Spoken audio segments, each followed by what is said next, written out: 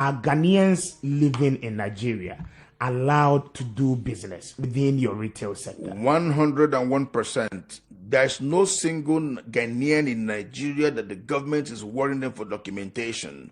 In every market in Nigeria, you see Ghanaians there. Unlike their Nigerian counterparts, Ghanaian cane artisans are restricted to a remote part of this cane weaving community. In what appears to be the outback of the area, Ghanaian cane weavers are not allowed to venture beyond these parameters. While Nigerians are allowed to display their products, Ghanaians serve as laborers who manufacture these cane products for a fixed price. Hi everyone, welcome to Ghana Observer.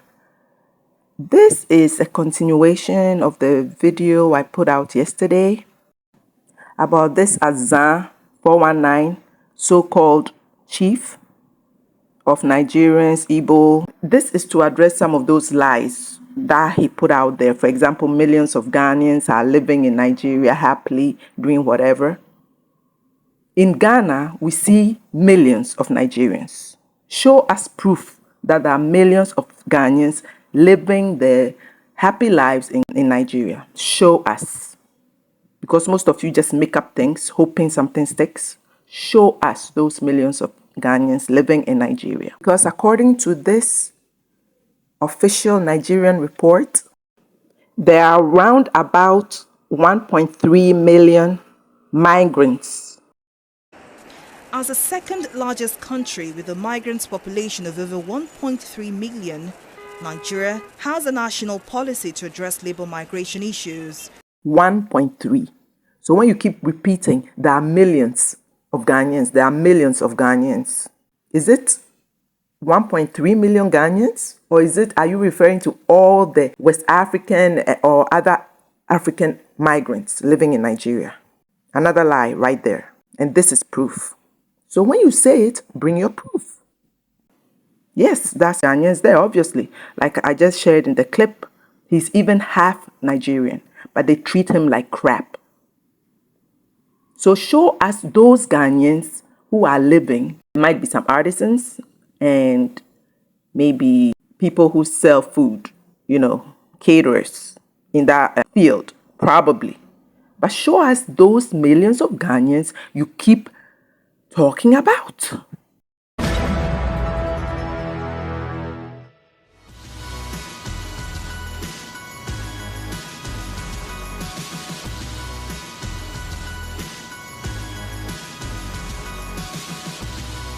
The first time I was here to locate the Ghanaian cane weaving community, a Nigerian told me point blank that these Ghanaians will steal my money. I was curious and I wondered why these two nationalities who share the same profession would have such level of animosity between them. And I'm here to find out why.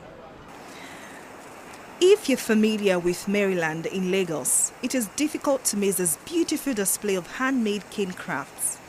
Beneath the Maryland Bridge, linking the Ojota area of the city, cane-based products such as chairs of all varieties, living room sitters, house decor, as well as baskets of all shapes and sizes are sold here. But behind this lush display of artistic brilliance lies a culture of discrimination against the migrant population of Ghanaian cane artisans, one which has been in practice for decades now. Unlike their Nigerian counterparts, Ghanaian cane artisans are restricted to a remote part of this cane weaving community. So what is the genesis of this unfair practice and why has it been perpetrated for so long? To find out, we paid a visit to Monkey Village, just behind the Maryland cane weaving community where the Ghanaian cane weavers live and work. This is Monkey Village, right here in Mende, Maryland, Lagos, Nigeria. In what appears to be the outback of the area, Ghanaian cane weavers are not allowed to venture beyond these parameters. While Nigerians are allowed to display their products, Ghanaians serve as laborers who manufacture these cane products for a fixed price. 54-year-old Adeyemi Bolarinwa concentrates hard as he weaves this basket. His calloused hands work deftly, and in a matter of minutes, he finishes one of his orders. Bolarinwa's father is Nigerian, but his mother is Ghanaian. Bolarinwa's father is Nigerian, but his mother is Ghanaian. Bolarinwa's father is Nigerian, but his mother is Ghanaian. Despite his being a Nigerian,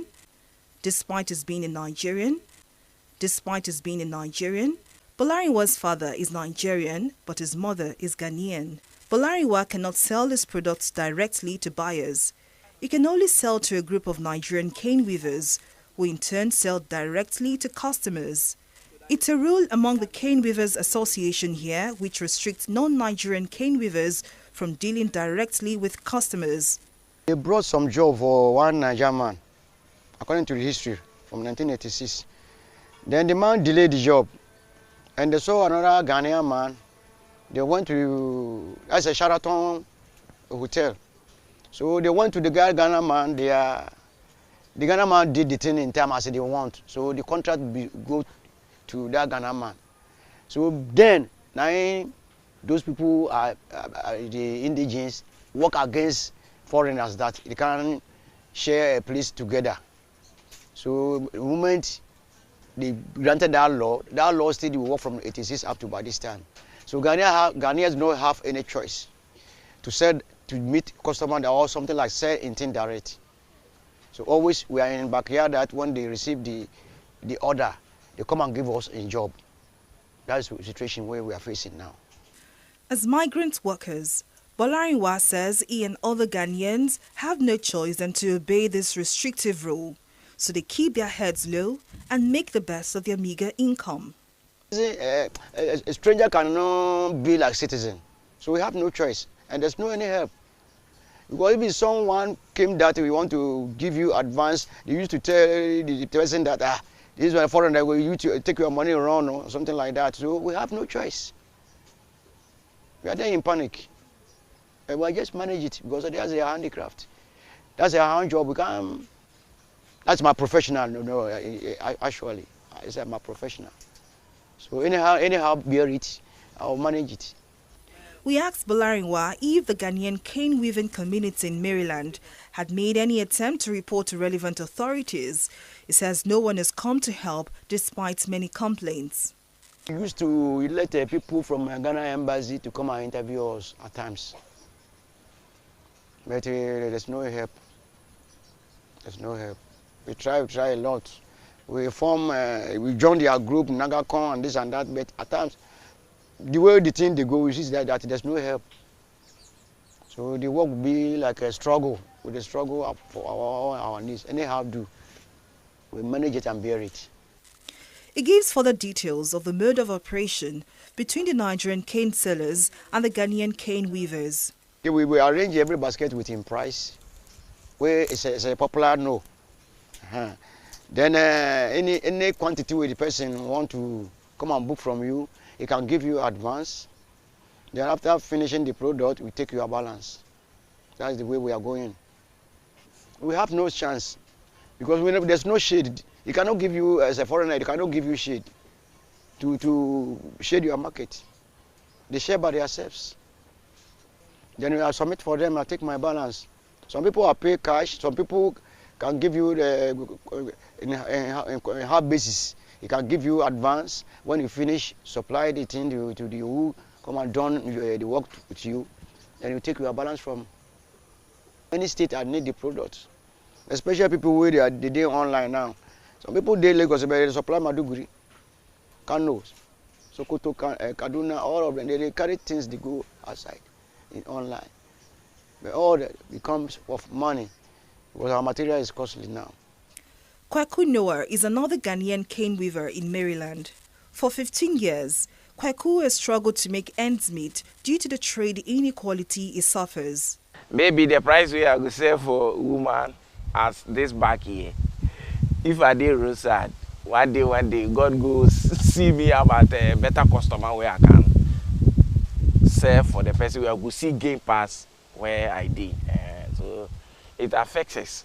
So if we are on the roadside, I'm sure say we go see better customer pass, better price pass what we are gaining as the back here. Fed up with the unpleasant situation, a number of Ghanaian cane weavers have either moved back to their home country or adopted other trades. Now the once boisterous community has become a shadow of itself.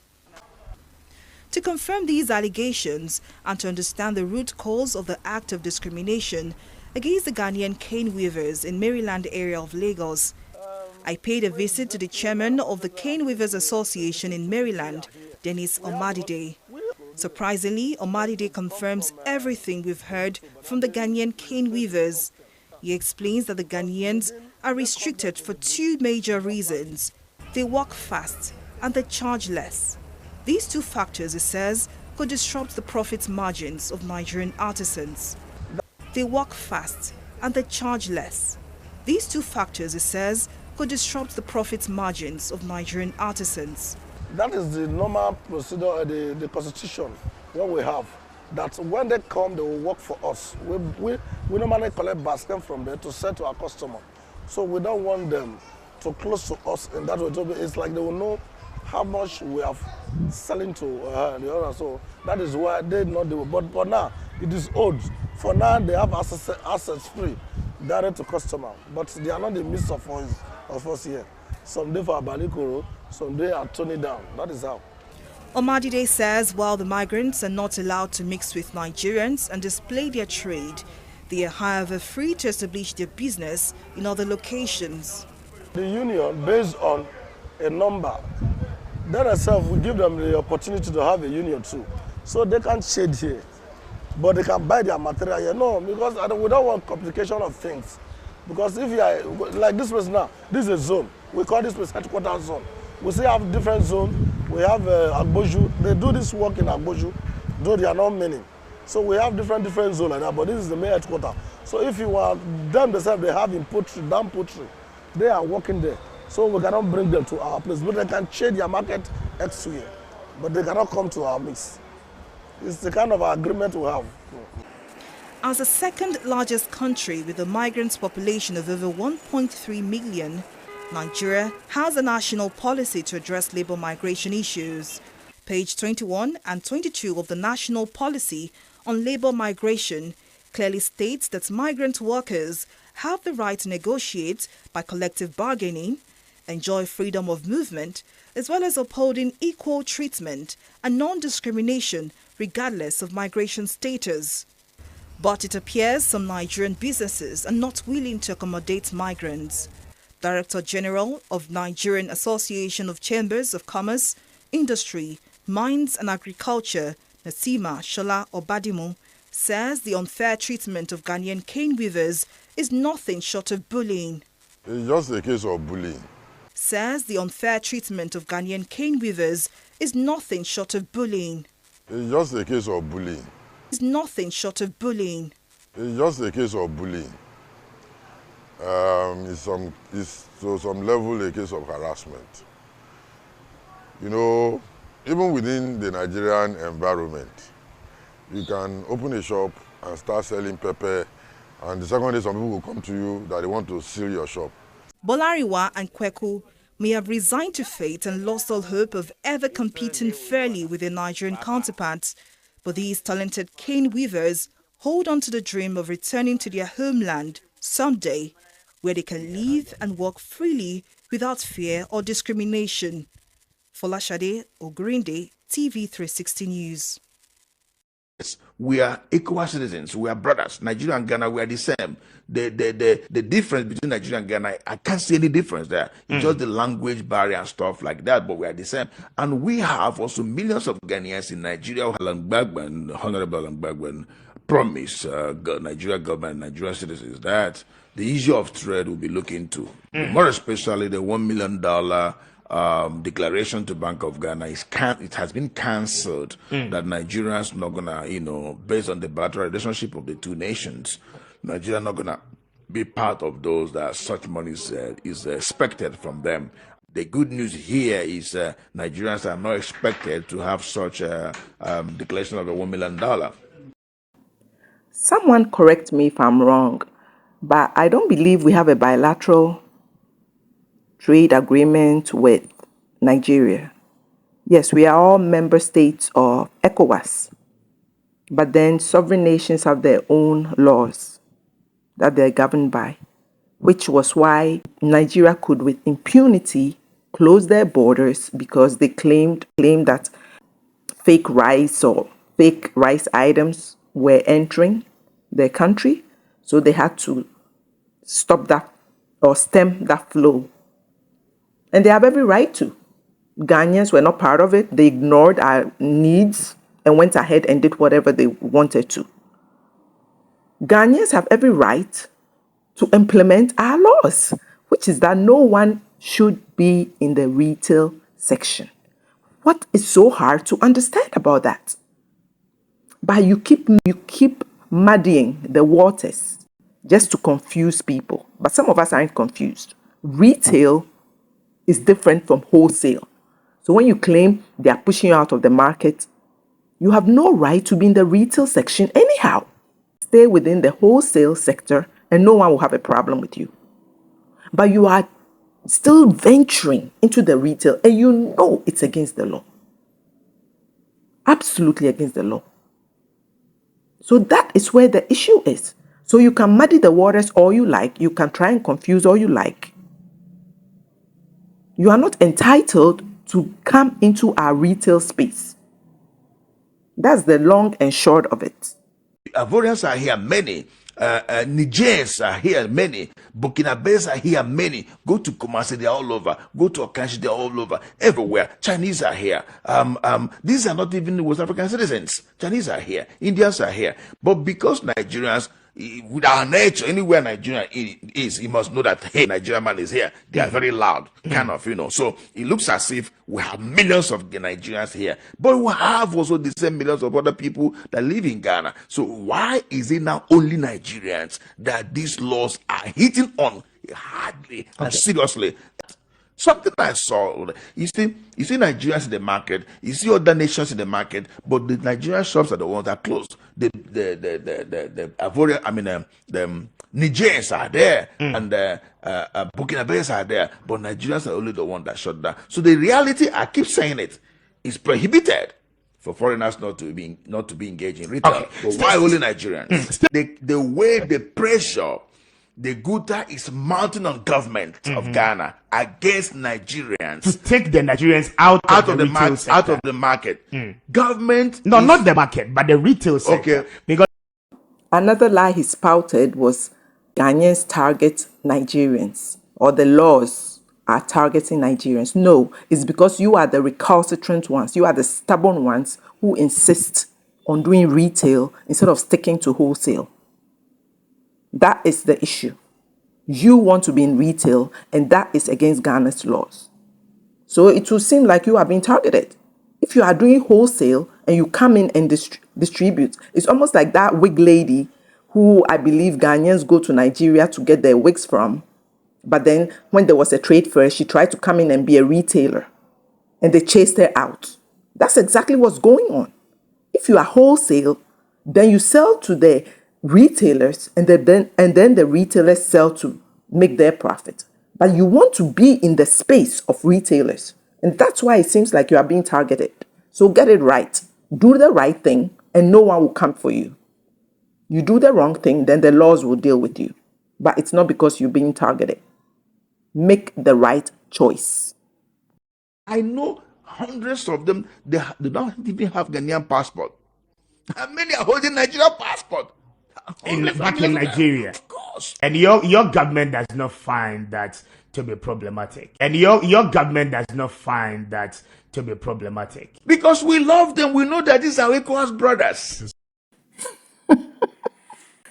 Ay. Supporting criminality and illegalities. Criminality and illegalities. And indeed, that's the huge question. Your government has no problem. That's what you are saying. Your government has no problem with this criminality of issuing illegal passports to foreign nationals. Well, Ghanaians, we're not going to condone it. We don't care that it's all ECOWAS. We all have ECOWAS passports. So we are allowed to travel into each other sovereign states and stay for the 90 days. And that's what we're going to stick to. So whatever Nigerian government is allowing to get people to get away with, that's up to you. But in Ghana, we demand and expect better of our government. And it is what it is. Take it or leave it. So if you condone that your government is allowing Ghanaian citizens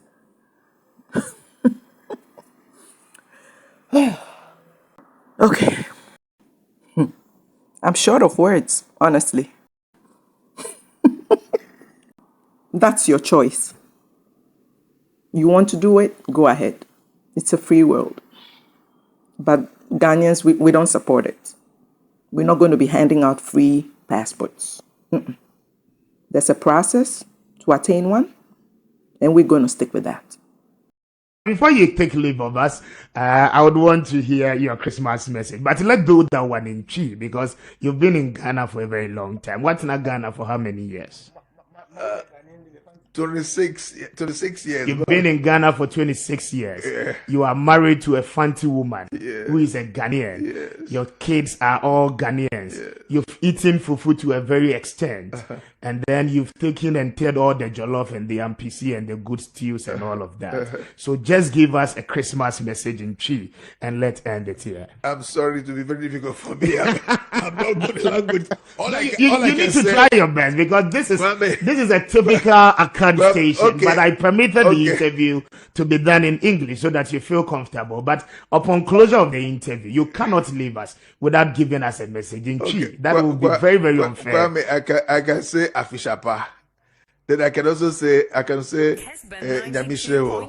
I can say this this year, right? Nyamishrewo bebrebe Afishapa. Afisese